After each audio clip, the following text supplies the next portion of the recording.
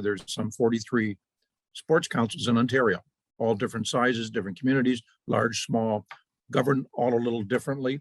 But basically, we're a collaboration of sport organizations and community partners that work cooperatively to provide a collective voice in an ongoing development of education promotion of the benefit of sport in the community. And our mission is to build quality community sport recreation developments in our community, promote in terms of what we try to promote is encourage communication and cooperation among individuals in the organizations in the community. So we've been, particularly in this last couple of years with the COVID stuff and the COVID-19 pandemic, we've been sort of the go-to person group in coordinating between our minor sports groups and municipality. So what's happened is that with this pandemic, it was all agreed to what they would do and how they would follow the different protocols. For most part, all of them had great protocols in place at those organization levels, passed down to the grassroots that had to implement them. So that's been a big challenge for them all because it's costly and all of that. And then we're shut down, we're shut down. But then you have to make sure that the municipality and their support services have the opportunity to update what they need to do with hiring and staffing, because we were, you get new news on the Friday and from the government, and you're trying to react to what's happening in the next 10 days because you don't have the legislation as yet. We're launching for the first time this year after a 2-year hiatus, our sports award and recognition program.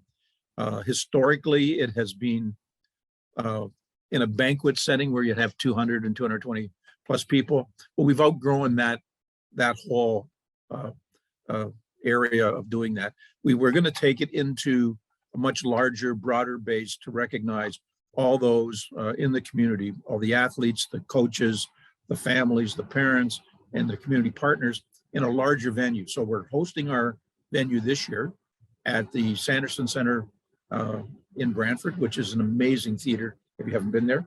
It will normally seat around 1,200. With the current 50% rule, up to 600 can go. We're anticipating somewhere between 300 and 400 people participating in that. And they're all going to march in under their banner for each of the sport groups. And we're going to go through our normal presentation of recognizing the various categories that we have out there for females and youth. There's 10 categories that we recognize each year. And we even recognize officials, officials of the year. So although that presentation will continue to be the same, the added attraction, we're going to make it a fun and entertaining day for all those that attend.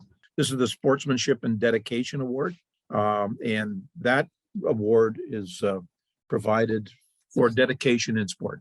So what you've got, and then you've got the Phyllis Gretzky, which is the Female Youth Leadership Award. It is someone in a group that has been a leader in their group, a young lady. And then we have the Male Youth Leadership, which is the Frank Bricker Memorial Award as well. And they all get a big trophy. They all get a nice plaque and as well, engraved plaque to recognize that.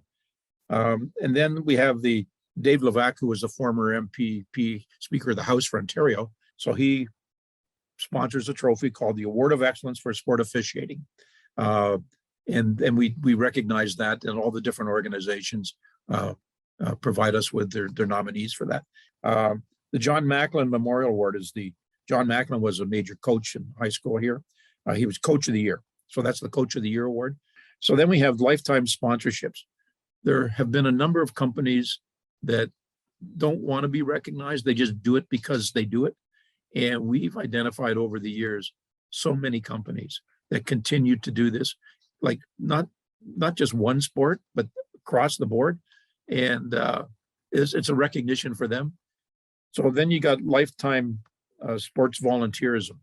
The last time around, we nominated finalists, four gentlemen that have contributed to sport in our community 25, 30, 40 years. So someone said, how do we recognize one of them? So we gave them all a plaque. Okay, because you can't differentiate. Then we have Team of the Year. Well, Team of the Year, you'd always look at, said, who had the best record, who won the national championship. You know what? We didn't have a lot of that this year. There are some, but it didn't happen in a big way. But team of the year doesn't necessarily mean you have to win all the championships. It means, how did the team stay together? How did everyone keep the interest on what they were doing? And Tomlin Award, the Frank Tomlin Award, has been around for long before Sports Council. So, you know, that whole combination is a whole community of people that have worked together to bring sport to everybody. And whether it's top down, bottom up, and they still engage with us. And if you ever get a chance, go to our Brantford Sports Hall of Recognition website. You'll be able to go in and see all the videos. We do videos for everybody, as well as their profiles. You can go in by name, by sport, whatever. Done an excellent job. And I would welcome everyone to come to Brantford, come down and visit with us, come down and talk to us. I'd like to hear your thoughts. I'd like to share with you what we do. I'd like to hear what you do. Anyone has any interest, we'll make them our guests for the day.